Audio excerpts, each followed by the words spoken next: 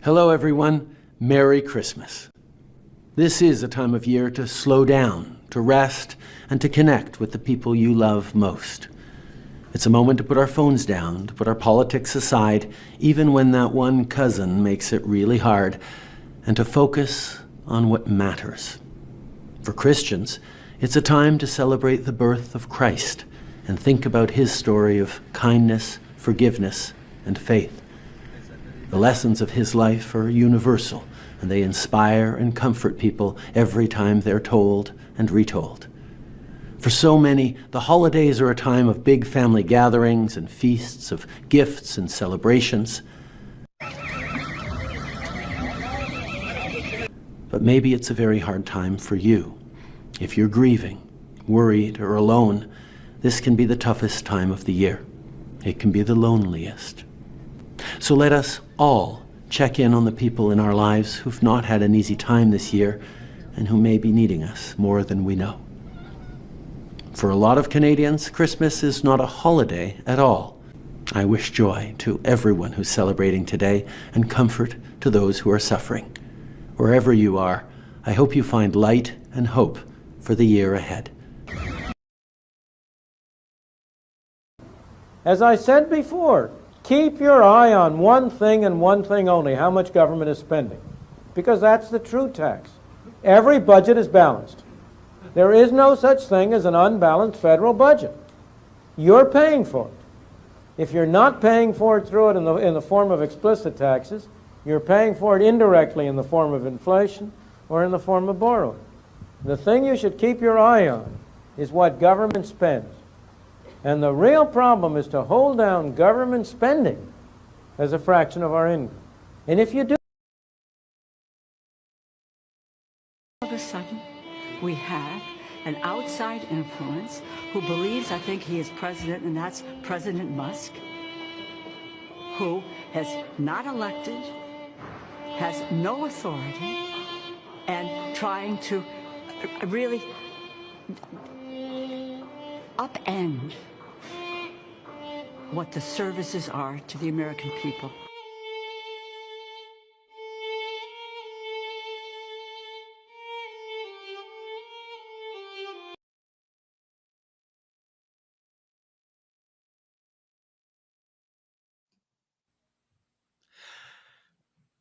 Let me That tell you woman's something. Rose bizarre, dude. DeLauro, and I remember, Joe, when I first saw her, because she's basically a backbencher in the House. When I first saw her, it was years ago. As the caption read, she's been there for decades. Okay, if this is possible, okay, I don't know if in the scientific realm if this is possible. She's an 80-something-year-old Italian woman who's creepier than Nancy Pelosi.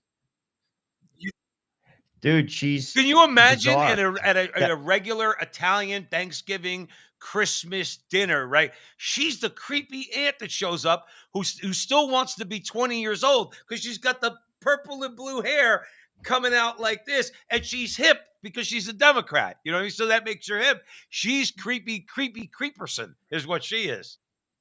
Yeah. That clip of her was just absolutely like cringeworthy. Like you're just Well, like, no, I'm dude, telling you. And we're going to who talk are about these it tonight. Welcome everybody to the front line with Joe and Joe Pasillo, Joe Rossinello. Merry Christmas to everybody. Hope you had a wonderful Christmas dinner with your families. And I hope the creepy aunt who looks like Rose DeLauro didn't show up at your house. Okay. But this is going to be a one of those conversations Joe and I used to describe as like it's the big fat ribeye because you got to talk about we have to talk about this idea of Canada because there's something in my mind telling me that there is in the realm, Joe, of possibilities. Okay, Canada, with its respective states, could become how many states are there in Canada? About eight, yeah, I think there's 8 eight provinces provinces. they Let's make call it, them the something like that. 51st through 58th state of the United States.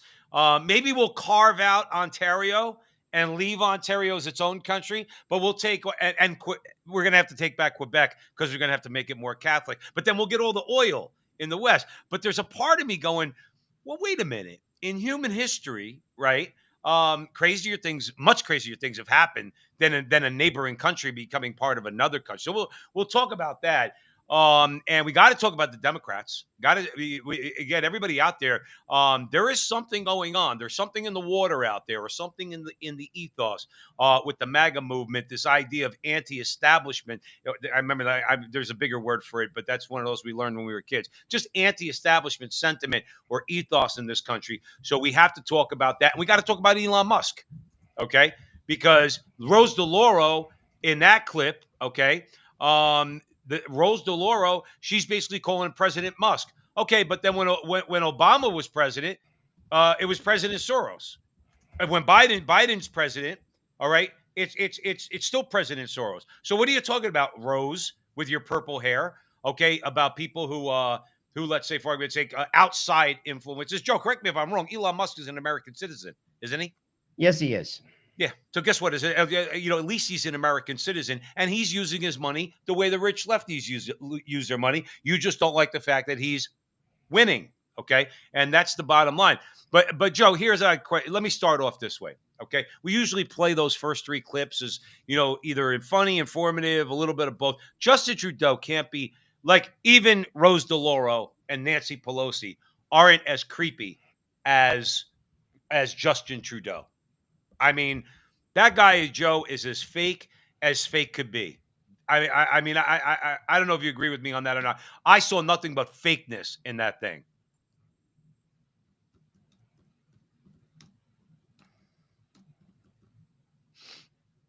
I don't know. I don't know if Joe, can you hear me at all? Yeah, I can. It's just choppy. All right, sorry about that. But if you can hear me, I mean, I was just basically saying about the fakeness of Justin Trudeau. I mean, it's very nauseating because when he says "Merry Christmas" and we all can learn something from Jesus, I'm like saying to myself, "You don't mean a word that you're saying, not one single word." Do you know what I'm saying, Joe?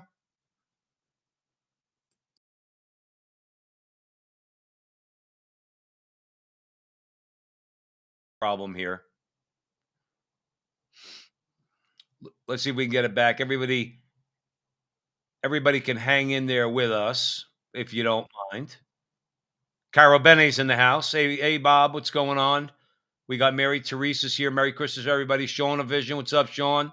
Good evening from Prince Edward Island. Good evening, Sean.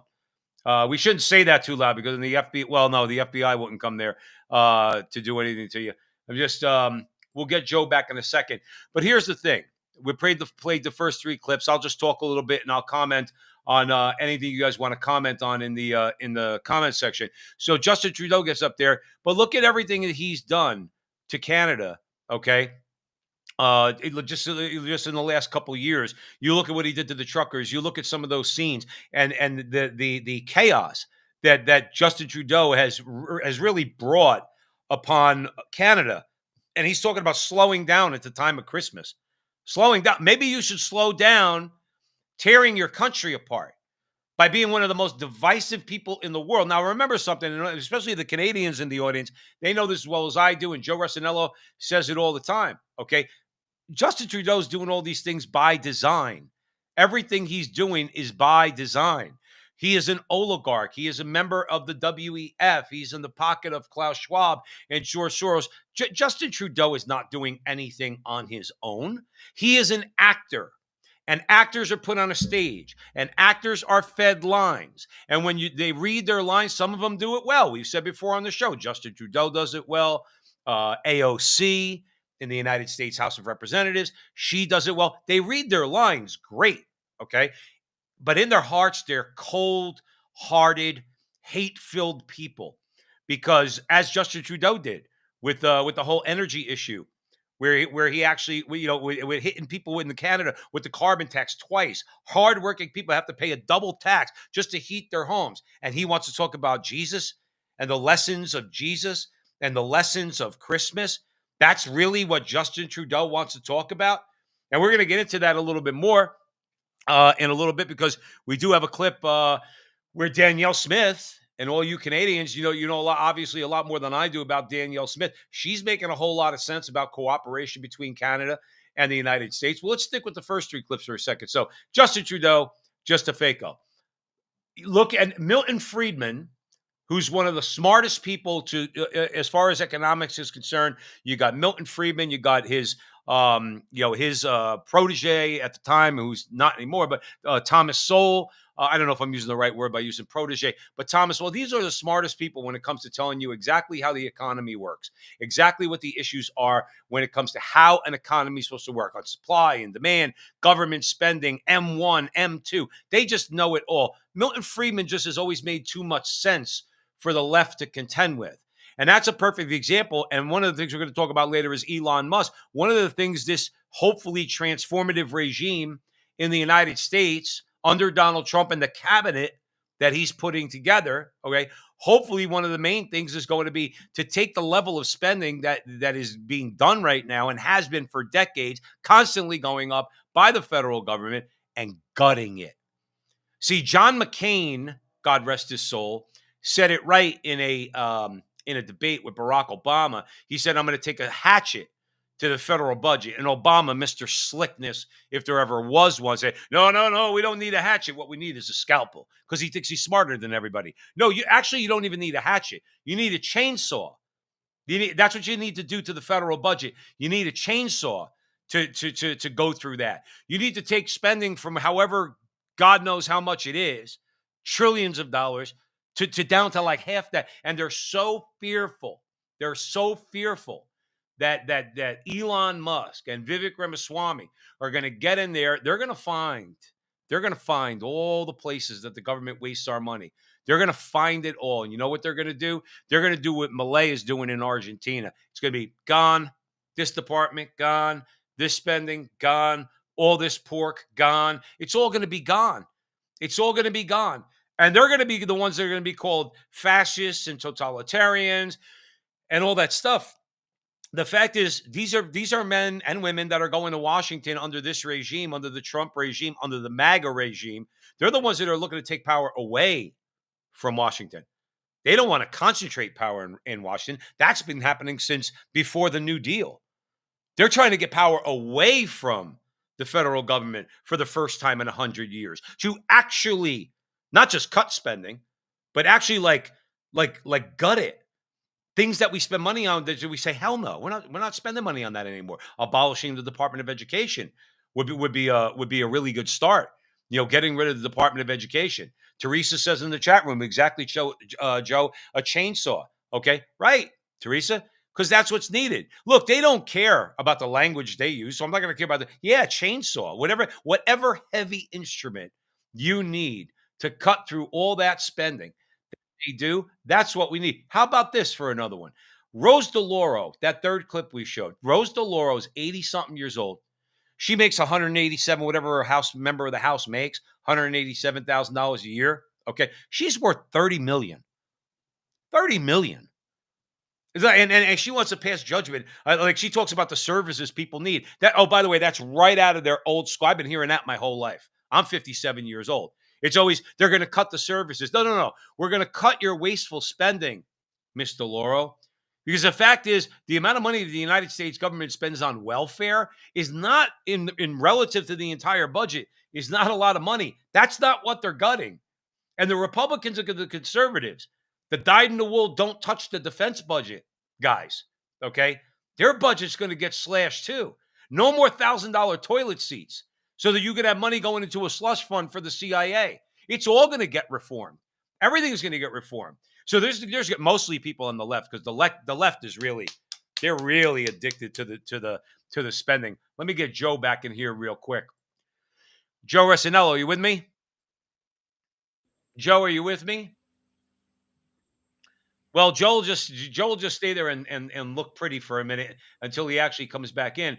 But the fact is that the Republicans and the conservatives, they're going to have to get it through their head that many of the things that they've been voting for decades also, with their backroom deals with the Democrats, knows all the things that they voted for, those things are going bye-bye also.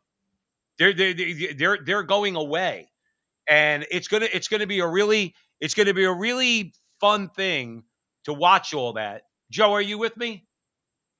Okay, so we were just Yeah, I'm talking. here. We won't belabor the point because I want to get to Daniel Smith. But here's what I ended with: is like, you talk about Milton Friedman, right? And you talk about always has made too much sense for the left to contend with. A guy like Milton Friedman, Thomas Sowell. He makes all the right points and has been for decades, okay? It's always a balanced budget. They make it up with your taxes.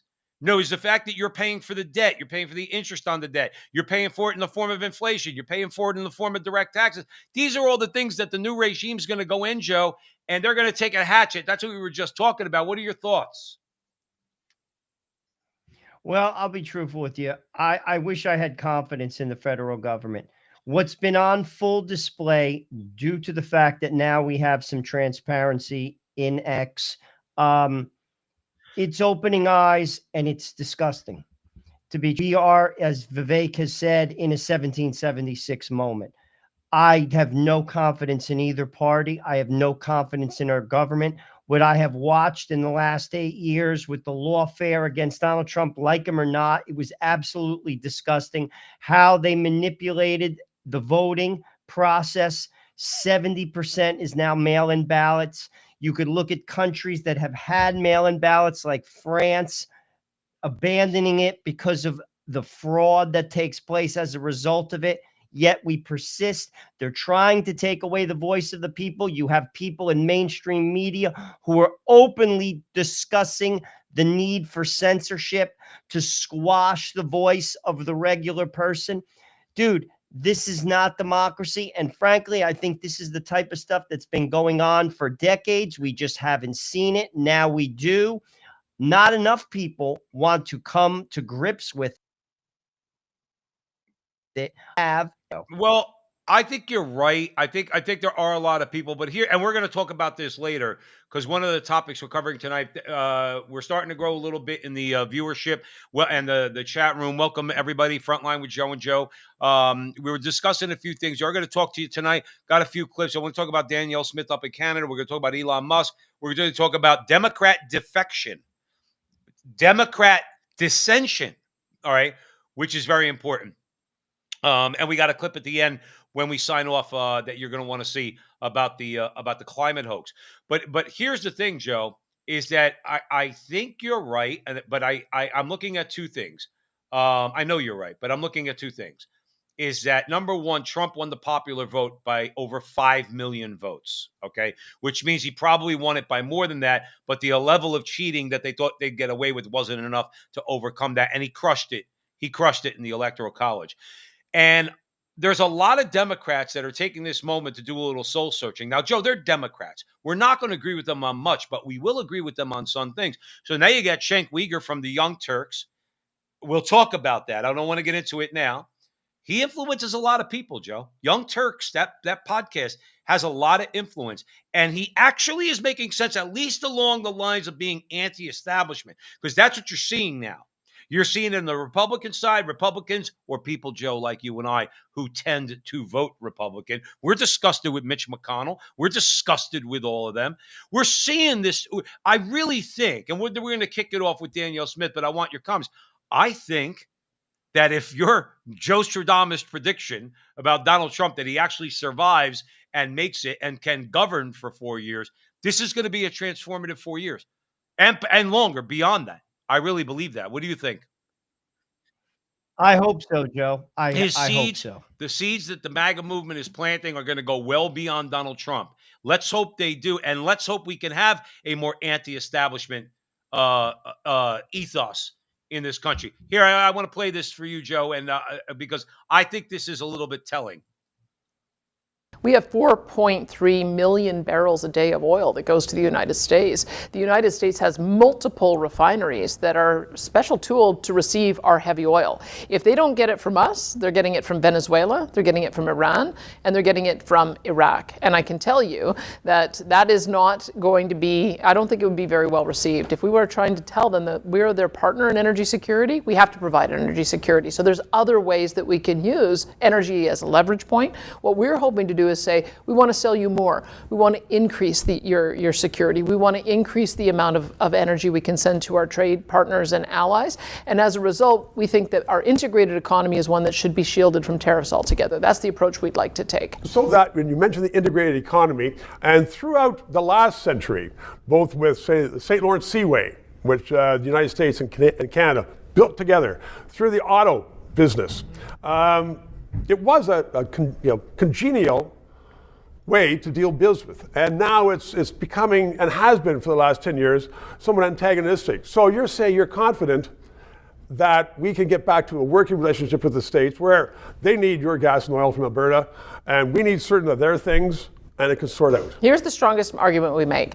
The fact that we provide energy, the fact that we provide electricity, the fact that we've got auto parts that go back and forth 6 or 7 times to build cars, the fact that we have more product from America that we buy in food products than they buy from us. I would say that when we make those cases, we can show that we've got an integrated economy, we both benefit from it, and that we should be looking at sort of Fortress North America. Let's have Canada and U.S. Here's the problem. I'm going to throw it right over to you, Joe. Can you hear me all right? Yeah, it's all a little right. choppy, but I could hear you. I like too. Danielle Smith. Here's the comment I'm going to make. I'm going to throw it over to you. North American Fortress, or Fortress North America, is never going to happen. There will never be real cooperation as long as that puppet Trudeau is the Prime Minister of Canada. He's got to go. There has to be a sea change in Canada like there is here. I don't mind that at all, being really good partners with Canada and Mexico, okay? That's not happening with Justin Trudeau, but I'll throw it over to you. Well, he's a globalist, and he destroyed Canada. Period. End of story. The proof's in the pudding. The middle class have been destroyed. I think Trump is trolling Canada. Not for Eastern Canada, but for Western Canada, specifically Alberta. Alberta would benefit. And I think that's why he's trolling them, because they have the gas. Let's be truthful with you. What Danielle Smith makes perfect sense. If the two countries work together, we would be infinitely stronger together. But sadly, Justin Trudeau's not for that, because he's for a green economy. And a green economy is minus oil. And it's their greatest natural resource. And he's gutting the Canadian economy as a result of it, and does not care, because he's worth tons of money and he's fine, just like the rest of the globalists are doing in Europe. They're fine, you're not, and I don't care. That's the message. Deflect, waste time, throw around rhetoric. In the meantime, you can't buy food, you can't put fuel in your car, you can't heat your house, Right. and I don't care. And that's the message. And regular people have to get that through their heads. I think people in America certainly have gotten it through our heads. Like I said, 5 million more popular votes for Donald Trump. I mean, that's not chump change. So I think we're getting it through our heads. We're tired of it. And again, a lot of people who voted for Donald Trump, or who are not so distraught over the results of our election, are looking for ways to maybe unify. We'll talk about Cenk Uygur in a little bit. He's one of them over at the Young Turks. They're not agreeing with some of this stuff. And you're going to want to see that clip if you're joining us here at the front line with Joe and Joe. Here's the thing. Canada has oil. I believe, Joe, correct me if I'm wrong, that's their greatest natural resource in Canada is oil. Am I right? Okay. Correct. So Canada has oil. That's why they're a target of George Soros and Klaus Schwab and the globalists. Because when you have oil, you could be a strong, economically powerful country, because you have energy to sell. Not everybody has energy. You do. Canada has it in abundance, as you said, out there in Alberta. I have a cousin of mine who I haven't seen in years. He works beyond the tree line in Alberta, okay, up in one of those forts up there where it's like minus whatever degrees, but that's where the oil is, okay? And by the way, they pay you a lot of money to work up in that town also. You work at McDonald's, you get like $30 an hour, because it's the wilderness, basically. My point is this. That's why Canada's been a target. The people of Canada need to realize, okay? Joe, again, we're going to talk about this later. I'm not going to come together with a lot of these Democrats on a lot of the things they might think we're compromising with them on, but I could compromise with them on a lot, okay? I could compromise. I want an abolition of the personal income tax. Maybe they'll be in favor of a flat tax. I want the government spending down by 50%. Maybe they'll agree to 30%. You could work on things like that, okay? And if that's going to be the type of atmosphere moving forward, that'll work in America, because Trump is a pragmatist. He's not an ideologue. And I think it would work in Canada, but those people have to make a move. They have to make a move, Joe. They got to get rid of this guy. Oh, 100%. Joe, he's been a cancer in that country. Any person who thinks otherwise, frankly, is just delusional. But sadly, there's a lot of people that are delusional, Joe. They'll cut their nose off to spite their own face. We have those people here. It's sick. It's tragic. That's the only word I have for it. It's tragic. Look at our because election, okay? I'll put it like this to you. Barack Obama put forth policies, okay? I certainly didn't agree with them. But he had something to say. Let's give him that credit. He goes in a debate, he's got policies. He didn't just beat up the competition, even though that is part of politics, but he had something to say. People that voted for Kamala Harris, you tell me one idea that she actually had, that she actually talked about on the campaign trail, that compelled you so much to go vote for her. Or was it just your hatred of Donald Trump and conservatives in general? Or just because you know she would keep the status quo, whereas Trump would not? But she didn't offer anything. She offered nothing. Justin Trudeau offers nothing. Okay, that's all that stupid Christmas video makes you want to puke. Hi, Merry Christmas. He's scary, creepy. All right, people of Canada, Joe. No, that was, dude, it was a bit scary. I agree with you. It was Joe, kind of freaky. You and I are not the ones who are supposed to be scared of that. The Canadian people need to finally, they need to go to the, well, I don't know when their election is. Maybe somebody could tell us in the comment box. But that guy's got to get elected out of office, and they need people in the institutions, lawyers, judges, whatever, to make sure that the votes are counted properly up there. Because there's nobody's going to tell me that Justin Trudeau could get elected a prime minister of a major country like Canada without some cheating. I'm sorry. I don't believe the Canadian people, I think some cuckoo Canadian people would vote for him. But the people that we know. Well, go ahead, Joe. Canada has become a secular country, Joe. That's when you have no God, that's what you get. That's what Europe is. The majority of the leaders across Europe, it's the same guy. He's just a little bit more radical than some of them. But frankly, he was successful. He promoted an aggressive globalist agenda, and he gutted people, and he wielded power like a tyrant with no consequences other than, sorry, we made a mistake. He made statements like that about COVID. He made statements about the truckers. No consequences whatsoever.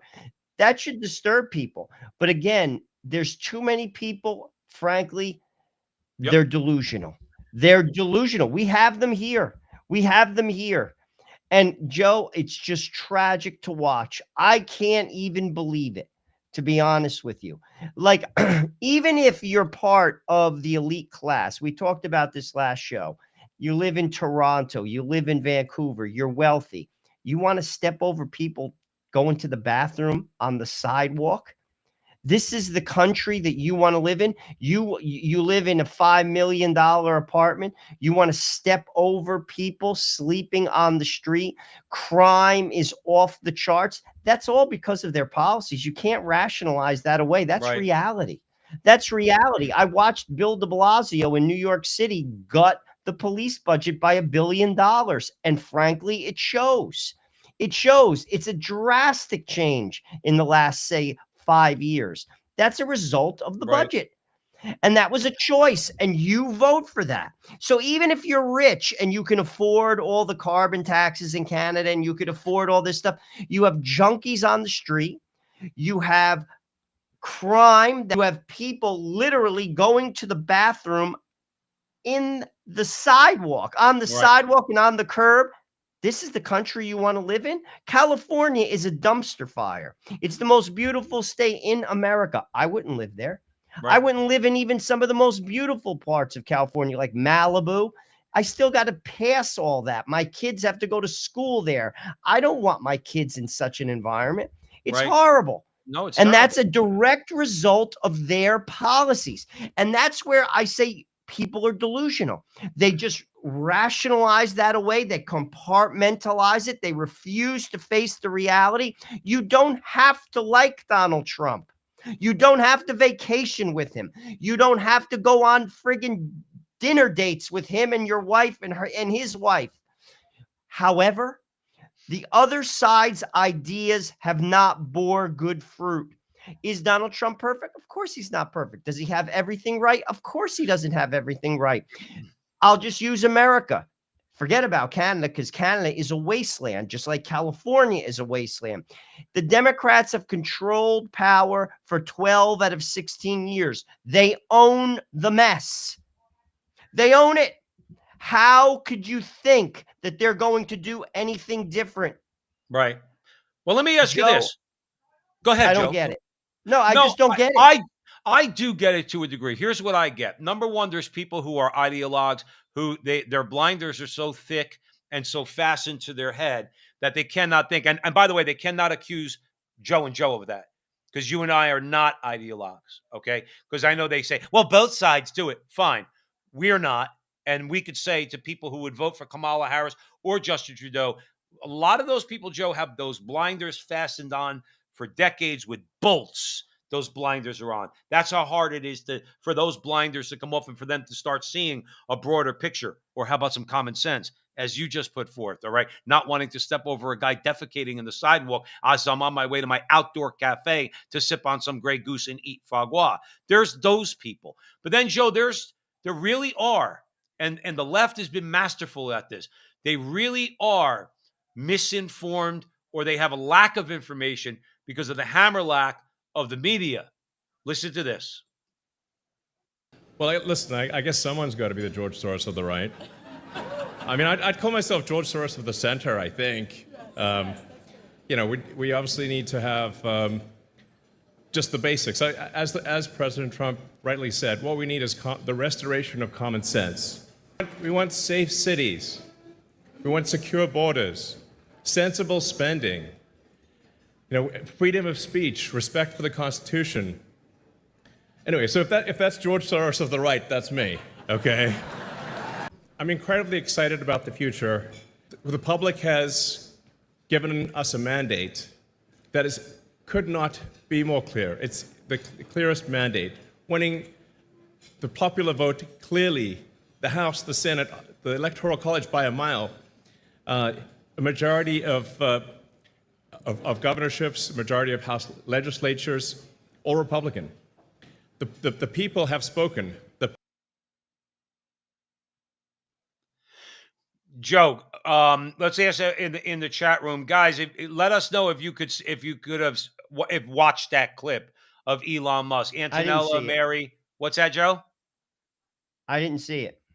Okay, it might not have come through on your end. Let's see if it came through to the crowd. But basically, what Elon Musk is saying in that clip, Joe, is that he's saying that Trump just wants common sense. But the reason why I wanted to play it more than anything, and I'm glad you chose that clip to show, is because Elon Musk is part of the transformation so that the people you're talking about, Joe, look, if you're, like you said, if you have a $5 million apartment in Toronto, if you could afford all these lavish things in life, and somehow, some way, you think it's just A-okay to have to walk over a guy defecating on the sidewalk, then I don't know what's going to get through to you. But a lot of those people, Joe, that voted and have voted for the left, they are misinformed, or they had not been given. They're either given the wrong information, or they're giving not the full picture.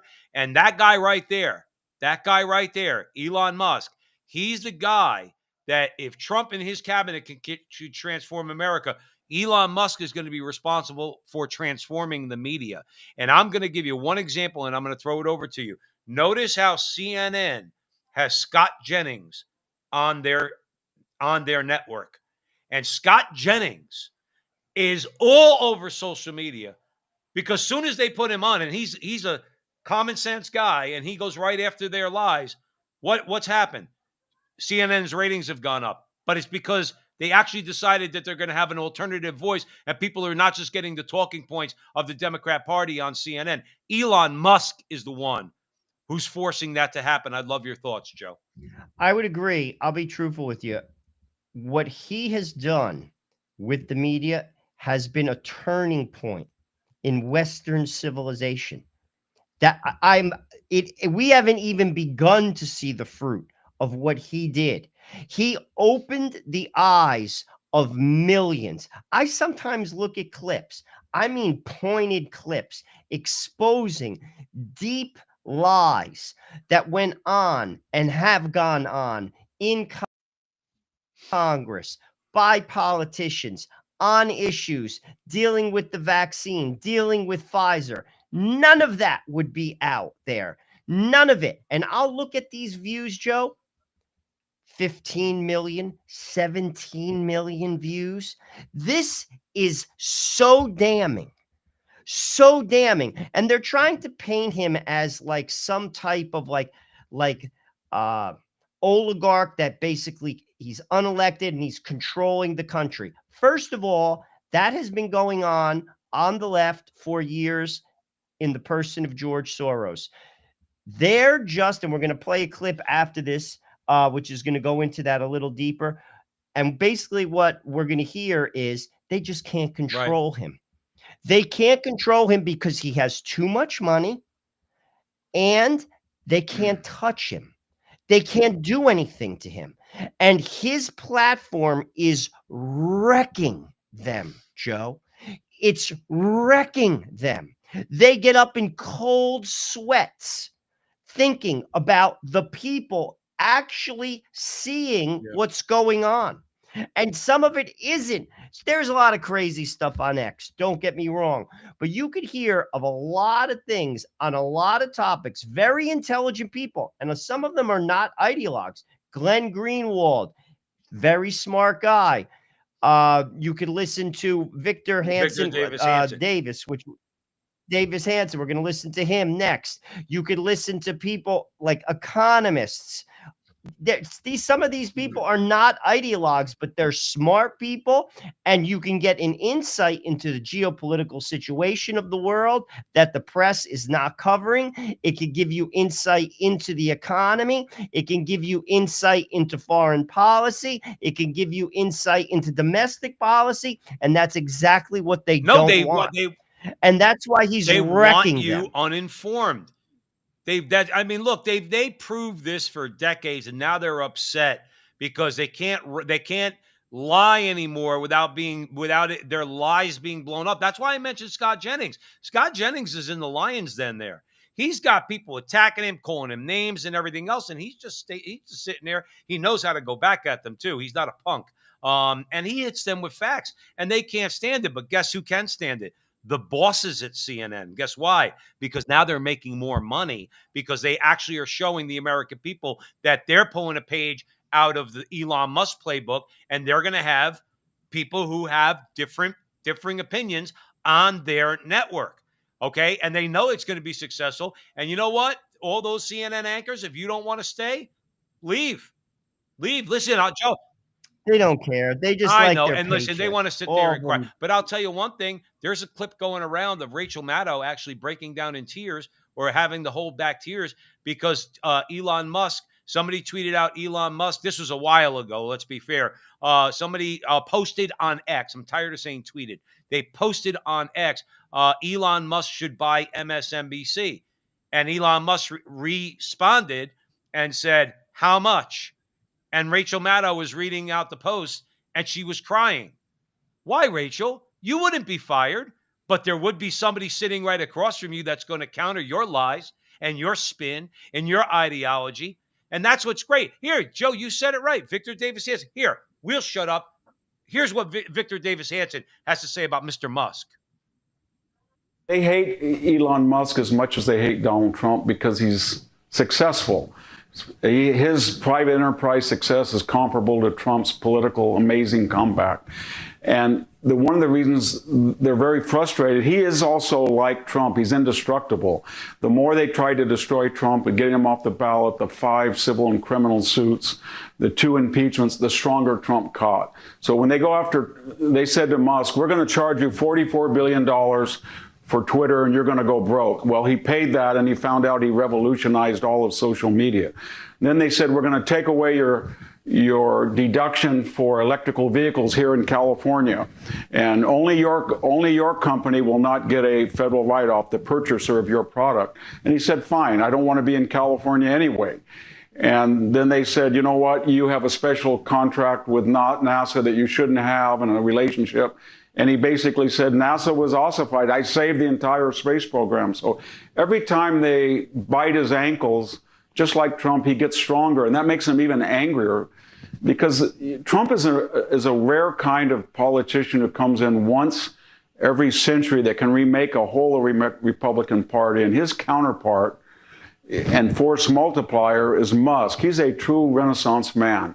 He was the first person to break into the top three, the big three auto companies. Nobody said you could do it. He did. Everybody said NASA had to have a government monopoly over our space program. He broke that wide open. Everybody said, forget social media. It's hopeless.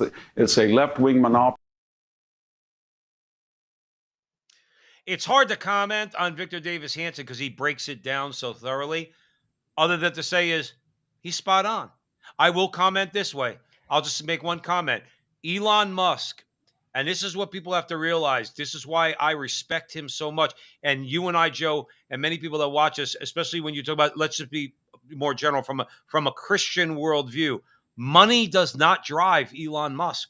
I am convinced that money is not his determining factor on why he might do a thing, whatever that thing might be. I think he just sees great possibilities. I think he's a common sense guy who believes in freedom of speech. And I think that's why he does what he does with Tesla and SpaceX and why he bought X. I just think he says, I could do great things. It's not because of the money. I could just do great things. I see it and I'm willing to do it. And if you tell me I can't, I'm going to try even harder. Joe, what are you going to say?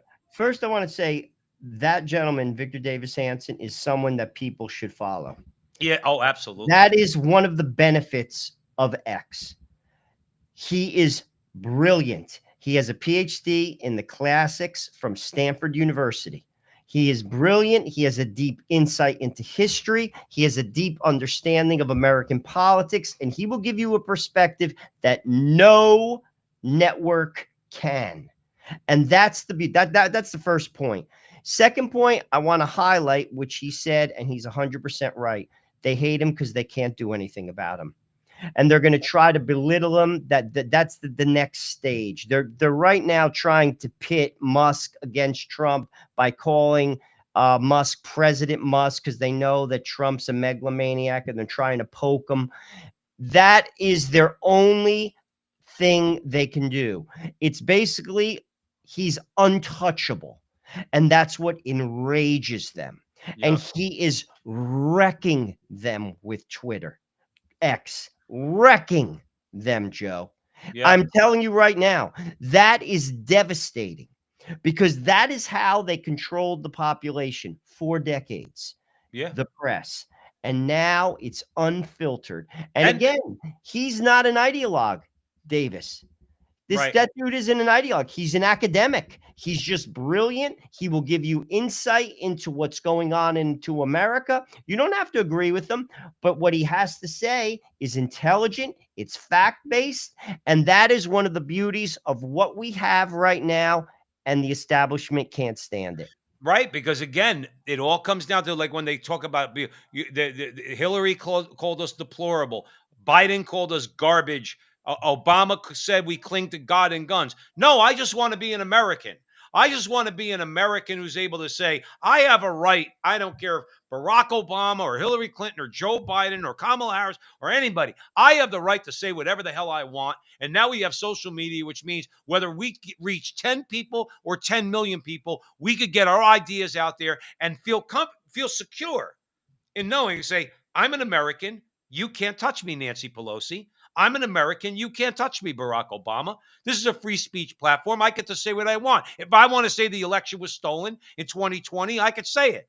If I say that Anthony Fauci, and I hope, by the way, Rand Paul follows through and has Anthony Fauci arrested and tried for mass murder, Anthony Fauci. If I want to say Anthony Fauci's a mass murderer because there's facts and evidence and we can back it up, then I want to be able to say it.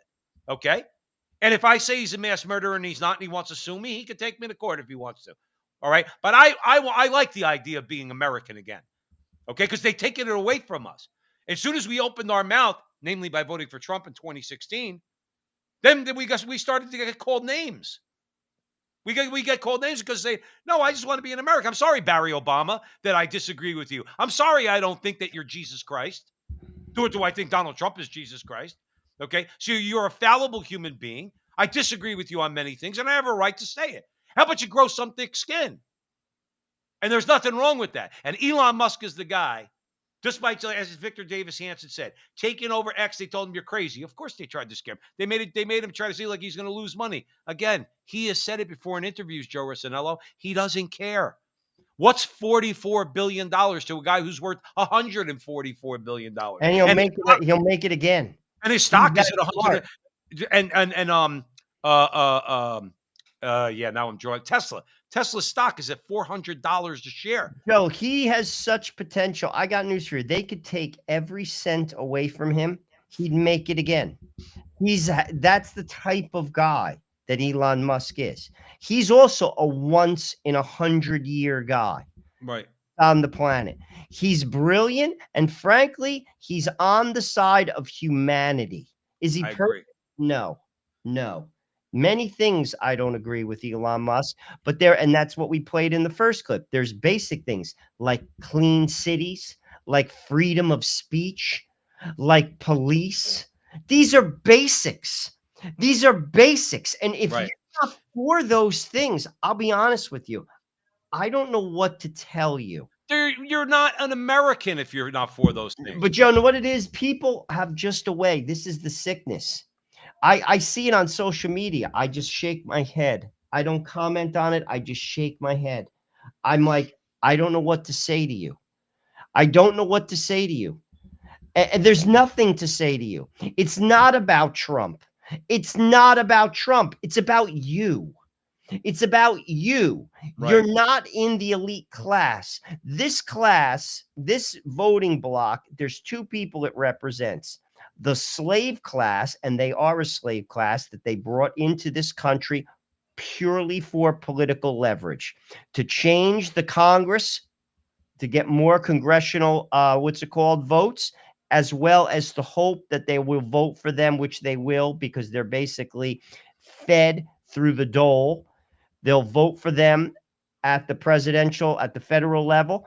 That's why they were brought in. That's the slave class and the elite class that are in a bubble that aren't affected by any domestic policy because they're rich. Right. That is the Democratic Party right now. Right. Sorry, that is the Democratic Party. And if you're not in those two buckets and you're still supporting these people, you're supporting people that aren't supporting you. And that's not my opinion. That's a fact. No, Joe, I agree with you 1,000%. Listen, not every Democrat is rolling over and playing dead to the elites in that party. The Democrats have got to move on quickly, haven't they? Yeah, I couldn't agree more. She's indulging delusions of running for governor in California in 2026 and perhaps even running for president in 2028. And I just want to echo what a lot of you guys already said. This past week has been harrowing for me. This Saturday, I went on Fox and Friends and I said that Democrats have a stench of loser hanging over them. Yeah. As soon as I said that, there were boycott campaigns against me, unblock, unfollow campaigns. I lost 40,000 followers. Really? In 4 days. People have called me the W word. I don't know what we're allowed to say, but you can fill in the blank. We're uncensored. Let's say it. Say it. Say what the word was. Am I allowed to? Yeah. Well, they called me a whore. They called me the C word. They asked Disgusting. for me to be deported. And you can just search for my name in those terms on X and you'll see a bunch of them. So, all these so-called Democrats, the party of inclusion, the party of diversity, masks off. And it's even worse because they pretend to occupy the moral high ground. They pretend to be, so loving and caring and embracing of diversity. But all of a sudden, when I dare to utter any criticisms of the goddess, Kamala Harris, I get ostracized. Me, after having raised tens of millions of dollars for the party. My donors are pissed. They raised $2.5 billion across Super PAC in the campaign. It's my responsibility. It's my duty of care to ask what the hell happened with that money? Why did we spend it? Why did we spend millions of dollars on five-star hotels for campaign staffers? Why did we spend $500,000 essentially bribing Al Sharpton moments before he interviewed Kamala? These are legitimate questions, but no, in the cult, you can't ask questions. Yeah. And leaving the Democratic Party or even questioning the Democratic Party is like leaving a cult. It's terrifying. Pierce, I don't want that. I don't want to be a part of this tent. I don't want to be a part of this craziness anymore. They're accelerating my rightward shift. I don't want this nonsense. It's just crazy. And honestly, they're shrinking their tent. They're basically telling me to they're pushing me to bring my tens of millions of dollars that I've raised and can continue to raise to a different team that treats me better, that treats me with just common decency, that doesn't call me a communist spy. By the way, the communist regime in China killed my great grandfather. They don't know my family's history. This is the first time I'm really saying it on air. They are calling me a spy for the regime that killed my great grandfather. Let that soak in just for a second. That's how. Let's leave it there. The clip goes on for just a little bit more, but here's the thing, okay? What she's saying, and she raised tens of millions of dollars for them, Joe Rossinello. She's saying what we common sense, not ideologues, but common sense people on the right, if you want to consider us to be on the political right, we've been saying for the longest time that you're part of a cult. See, now there's part of me that sympathizes with her, and part of me that wants to grab her by the lapels and say, what did you expect? You were part of the machine that shut down dissent. And now you're shocked that they're doing it to you. So now she made all the sense in the world, and it's good that she's exposing them. But sometimes you want to tell people, you seem to be a very smart woman. Obviously, you're very well connected because you could raise millions and millions and millions of dollars for the Democrat Party. But when people like us were saying that about Obama and everything else and Hillary Clinton, you were still raising money for them, and you were part of the problem calling us deplorable. And now you don't like it. What do you we woke up this morning? What did you eat your Wheaties all of a sudden? Have a cup of coffee and realize that the Democrat Party's not your friend? That they're a cult? They accuse us and project on us that we're members of a cult when we're the opposite. The only cult I belong to is the cult of Jesus Christ. Okay? Outside of that, I'm no person. I don't create a cult around anybody. But what did she expect was going to happen, Joe? That's all I want to know. Why is she so shocked? They're eating their own. And they should be listening to voices. That's a powerful interview. She raised money. She was part of the Harris team. And she's asking, like she said, questions. Where did the money go? Why did we do that? That's just, frankly, logical. And they're good questions. And they need to be answered. And they won't do it. And she is right by saying it's like a cult. You can't speak out against the team. And that's the problem. And she's right again that Trump is growing his tent. You look at who was at Madison Square Garden when Donald Trump went to Madison Square Garden. Let's just first bring up this point. It's in New York City, one of the largest liberal hubs in America. He packs Madison Square Garden in one of the largest liberal hubs in America. You have people like the most diverse group of individuals maybe ever to come together in one building to support one politician in the history of America. And I'm not just saying that. Look, RFK, Elon Musk, they're not conservative. Tulsi Gabbard, Joe Rogan, they're not conservative. Yet they have objective eyes and see the danger about censorship. Just to use one thing that's absolutely against every aspect of democracy that has ever been established in any nation. And that was the largest gathering of the most diverse group of people in the history of American politics. And now you're pushing other people away. We're about to see in the next clip a liberal pundit who's at a conservative rally, not speaking the same language, but saying the same thing as that woman just said. They don't get it because they don't want to get it. And now she wants to run for governor of California. Go for it. Go for it. You have to realize that your ideas stink. The only reason why Joe Biden became the president is because of mail-in ballots. You changed the election laws. And frankly, You absolutely positively masked your agenda under the wrapping paper of Uncle Joe Biden from Scranton and Kamala Harris. That's why she didn't say one word about policies, because she knew she couldn't. You can't sell that garbage to people. They're not buying it. So she kept her mouth shut, and it absolutely cost her. It doesn't work. It doesn't resonate. I say you want to continue to run, Kamala Harris, continue to run. Go for it. Listen, I hope she runs. This way, the sooner she gets trounced, even in California, again, by the way, then the faster she's off the American political scene. All right, let's play this guy. To your point, I want people to see this, and then we'll come back and comment. It's along the lines of what we're talking about, this seeming Democrat defection to a more unifying party or movement. I'll let Cenk Uygur do the talking. Well, I'm proud to represent the left flank of the populist movement, and I think we need both flanks, so I'm happy to have this conversation. In terms of what has gone wrong in the Democratic Party, it's the same thing that went wrong in the Republican Party, but I do have to give you guys credit for a revolution well done.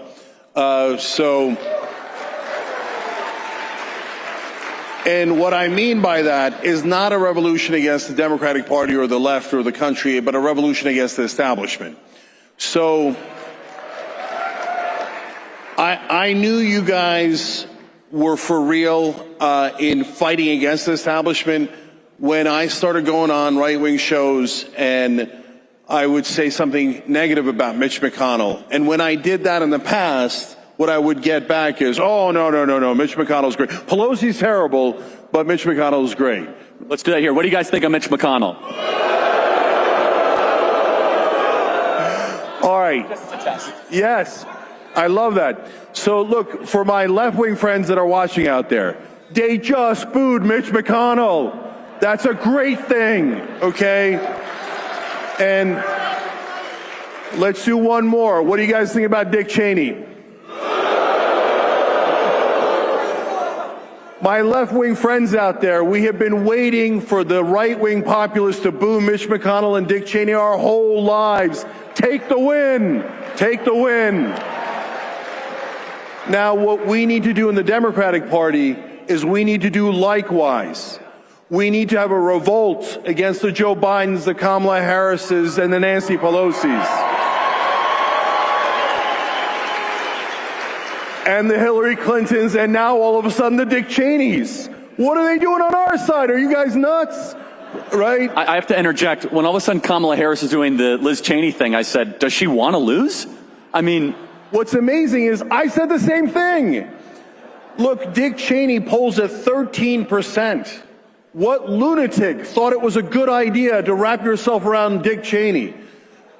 I mean, when we started the Young Turks 22 years ago, longest running show in internet history, first ever YouTube partner with original YouTubers, one of the driving forces was get Dick Cheney out of office, right? And now for Kamala Harris to come full circle and say, oh, I've got 90 corporate CEOs backing me, and I've got all these executives on my side, and I've got Dick Cheney and Liz Cheney on my side, it was so counterproductive. It's not what the left wing stands for. It's not what the Democratic Party should be about. So the problem is the establishment. They are controlled by the donor class, and mainstream media is their marketing arm. They do not do news. They do.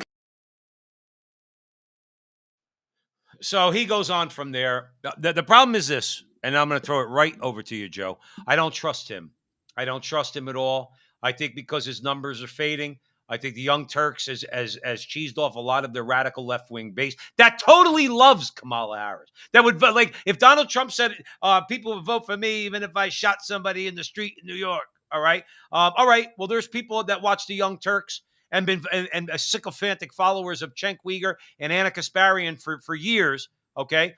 They don't want to hear Cenk talking like this, but his numbers are going down. People don't listen to him, so what he's got to do? He's trying to shift now. So he's on a stage with Charlie Kirk, a guy who he's hated for God knows how long, okay, and badmouthed on his show. Cenk Uygur is all of a sudden. So what's he gonna do? Is he gonna sit down across the table from you and I and talk about reform?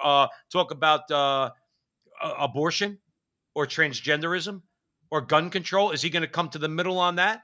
No, he's going to be on the left. And what do you think he's going to do if, let's say, for argument's sake, they need to wage a campaign? Go to the people to get the money and raise it. So I don't know. I'm rambling a little bit, but here's my point. I don't trust the guy. Well, I give him credit. I don't know his intention. I give him credit for going on that stage. And the thing I want to focus on was the last thing he said, because it's something that I have been saying, and it's also true. The media is the marketing arm for the establishment, and the establishment is anti-people. It's anti, as Elon Musk would say, team humanity. You see, we are getting it wrong. We're fighting amongst ourselves. I know there's issues. I get it. But frankly, they're never going to get resolved because it's like the referees rigged the game. We have to get the country back, Joe. We have to get the country back. We don't have it anymore. We don't. We don't have a country. He nailed it. He's sitting, and here's another thing. His solutions are very different than mine. I believe in, well, he's a capitalist, but he also is a little bit more on the socialist side of things. I'm not. I believe in, frankly, capitalism with moral boundaries, God on top of the pyramid, family second, subsidiarity. That's what I believe in. Democracy, allowing people to vote, equality amongst the vote. I'm not interested in donors that rule the land, oligarchs. He's saying that. He's pinpointing the problem, and people should listen to that. If you ask me, if you get anything from him being on that stage, he's echoing the same thing that I have been saying, frankly, for a while. And a lot of people have been saying that we don't have a country of the people anymore. And that's a problem. That's a problem. And how about we get the country back, and then let's work out the votes when it's real. Like, it's like basically like a football game. You could have the two best teams. It's a Super Bowl. But if the referees are going to rig the game, frankly, it doesn't matter who's on the field. And that's where we're at. And he's saying that. He just said that. It's not me saying it. It's not Donald Trump saying it. Fake news, the deep state. It's not Sean Hannity saying it. It's a lefty. Right, but my problem is this, though. See, the thing is, if the anti-establishment sentiment in the MAGA, let's call it the MAGA movement, he said he's the left flank of the revolution or whatever the case may be. But here's the thing, Cenk. If people like Joe and Joe and many other people out there, because of Elon Musk, who we mentioned earlier, if we have a bigger platform, and we don't, he has a huge platform. Cenk Uygur has a huge platform, okay? But if we're able to get out there, and let's just use the example of abortion, and we fight the good fight on the state level and the national level, and we get out there, and let's say, for argument's sake, by God's grace, things start to change in this country. Cenk, what are you going to do then?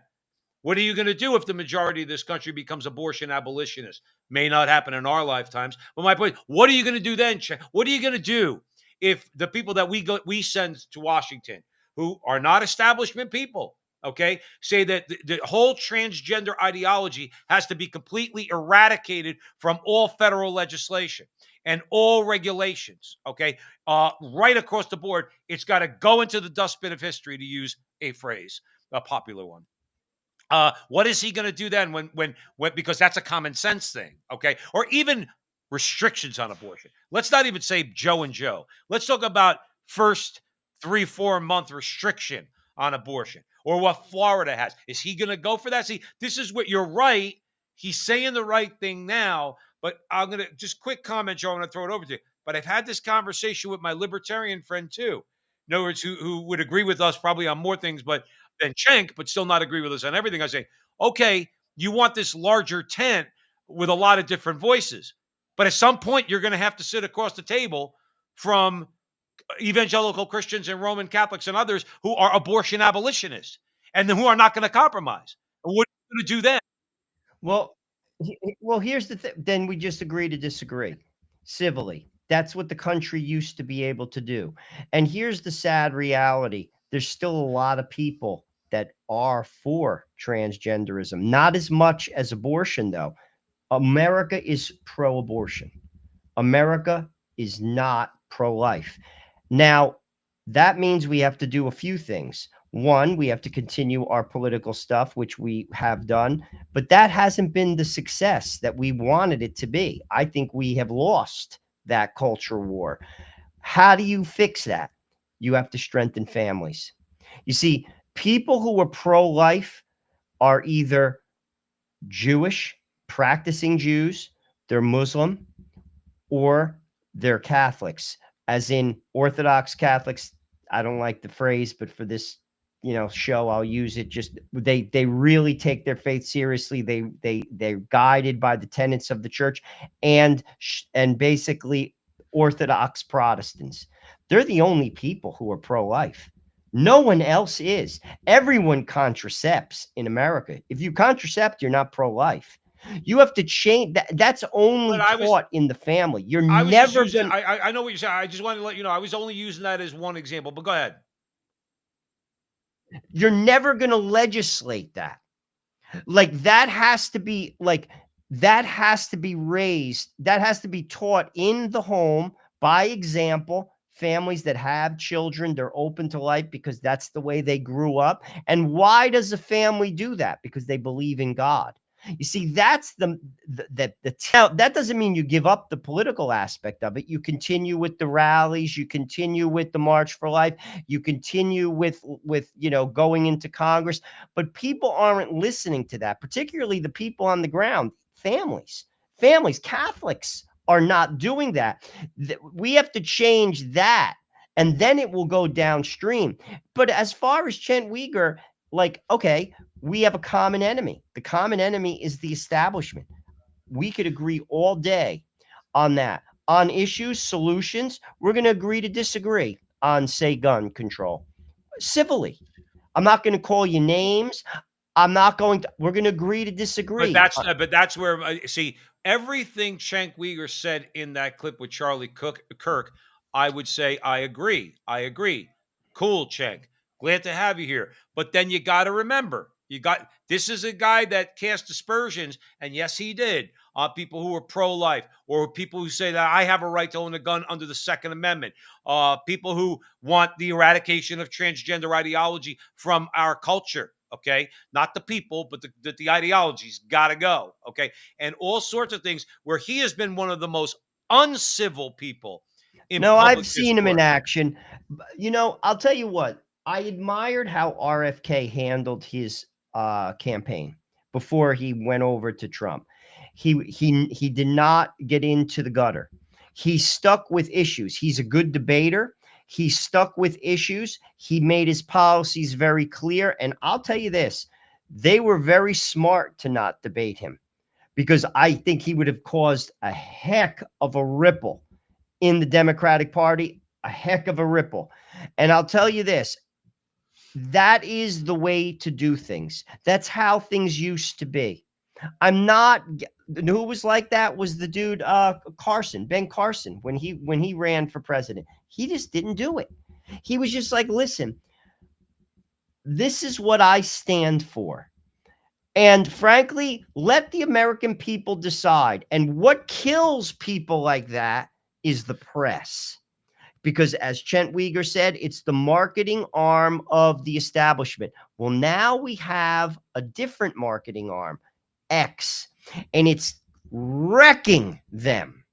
And that is, let the better ideas win the day. And sometimes in politics, you're not going to win. You could make your case. You're just not going to win. And in those situations, you live with yourself because you did the best you could. And frankly, you fight another day, but you don't hate on people. You see, that's what's got to change. And I actually think people are getting sick of it. I really do. I think it's sickening, frankly. I admired how he handled it, RFK. I really did. I think he was a gentleman. And I don't agree with him on everything. I'm not going to say that I do. But I do think he's sincere. You know what I'm saying? And I could respect you if you're talking from your heart, you're representing your people. We're just going to agree to disagree. And as far as some of those culture things, I think they're going to be solved in the family before they're ever solved in the halls of Congress. Because frankly, our people are sick, Joe. Joe, our people are sick. Our families are breaking up. It's the whole idea of what's important in this country is just upside down. It's upside down. And as Mike Knowles always says, you get the government you deserve.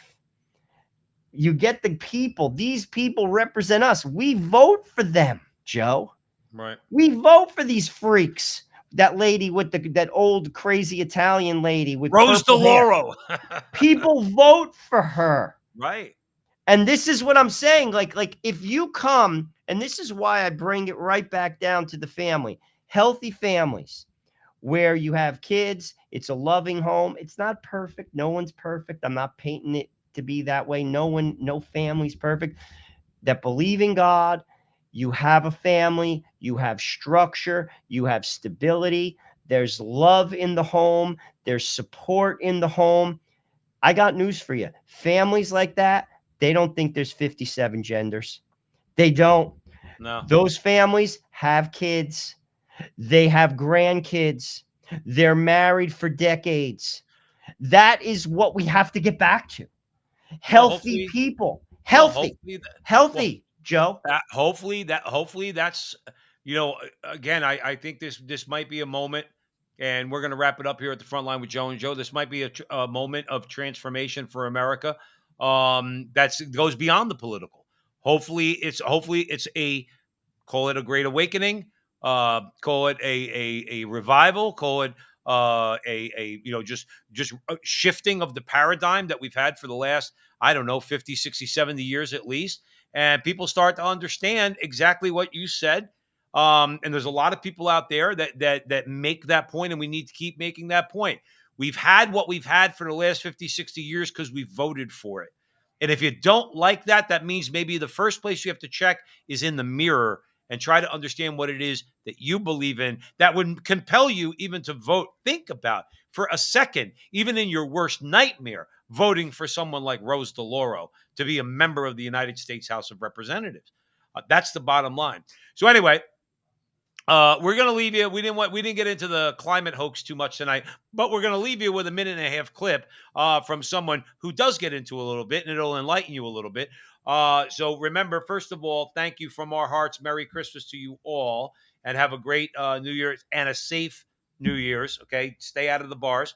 Pop open the champagne at home, and enjoy yourselves. Joe and I will be back next week, Thursday nights, 9:00 Eastern time, where we like to play some of these clips, get into a conversation. I miss my brother because I don't see him as often as I did when I was in New Jersey, but at least we have this show, and I get to see him. I get to see him Thursday nights, 9:00 Eastern with you guys, and we do have our Veritas radio show that we post all of those interviews on social media. So check those out. YouTube, Rumble, X, Facebook. We appreciate your support. We appreciate you sharing these videos, of course, if you like them.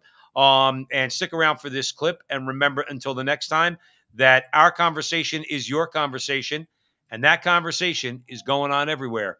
We'll talk to you next week.